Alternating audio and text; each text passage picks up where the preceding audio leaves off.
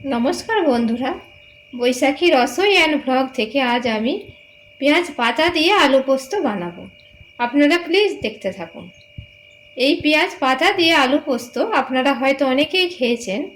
তো আমি যেভাবে পেঁয়াজ পাতা দিয়ে আলু পোস্ত বানিয়ে থাকি আপনাদের সাথে সেটাই শেয়ার করছি। আপনারা প্লিজ দেখতে থাকুন। এই পেঁয়াজ পাতা দিয়ে আলু পোস্ত বানানোর জন্য আমার যে যে উপকরণগুলো লাগবে আপনাদেরকে দেখাতে থাকছি।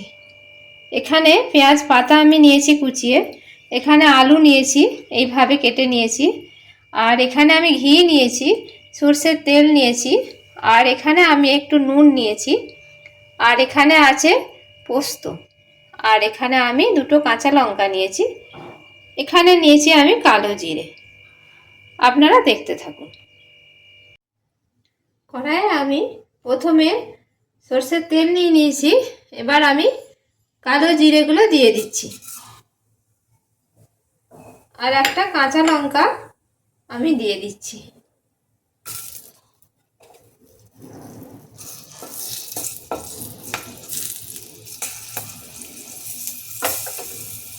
এবার আমি আলুগুলো এই কড়াইয়ের মধ্যেই দিয়ে দিচ্ছি, দিয়ে একটু ভেজে নেব।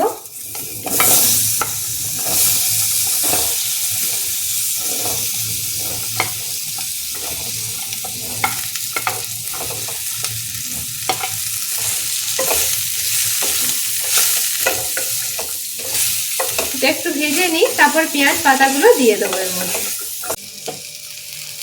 এবার আমি পেঁয়াজ পাতাগুলো এর মধ্যে দিয়ে দিচ্ছি, দিয়ে একটু ভালো করে ভেজে নেব।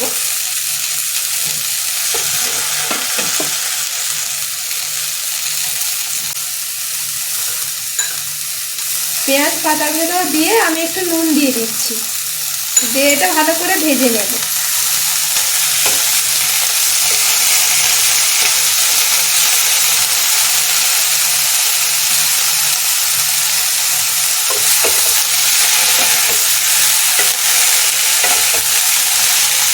জলটা আমি দিয়ে দিচ্ছি।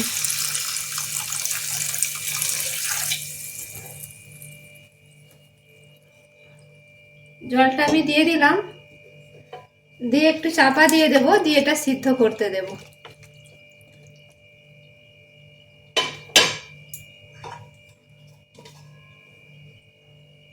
চাপা দিয়ে দিলাম আমি, এবার এটা সিদ্ধ হতে দেব।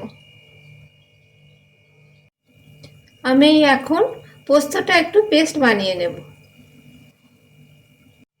আলুটা সিদ্ধ হয়ে গেছে, আমি যে পোস্তটা পেস্ট করলাম সেইটা আমি এখন এর মধ্যে ঢেলে দিচ্ছি।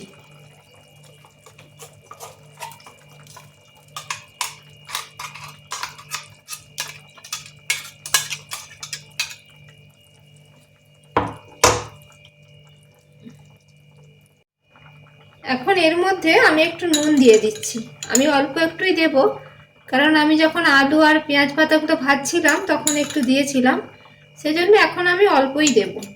দিয়ে এটা কিছুক্ষণ ফুটিয়ে নেব। বেশিক্ষণ ফোটাবো না, পোস্ত দিয়েছি তাই অল্প একটুই ফোটাবো। ফুটিয়ে গ্যাসটা আমি অফ করে দেব।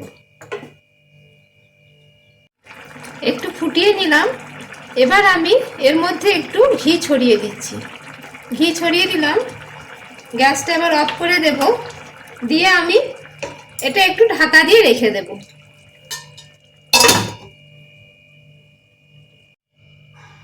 আমি পোস্তর মধ্যে ঘি দিলাম, আপনারা সরষের তেলও দিতে পারেন। আমার ঘিটা ভালো লাগে তাই আমি ঘি দিয়েছি এখানে। এই যে আমার রেডি হয়ে গেল পেঁয়াজ পাতা দিয়ে আলু পোস্ত। এটা খুবই টেস্টি হয়, আপনারা এইভাবে বানাবেন, দেখবেন এটা খুব ভালো লাগছে আপনাদের।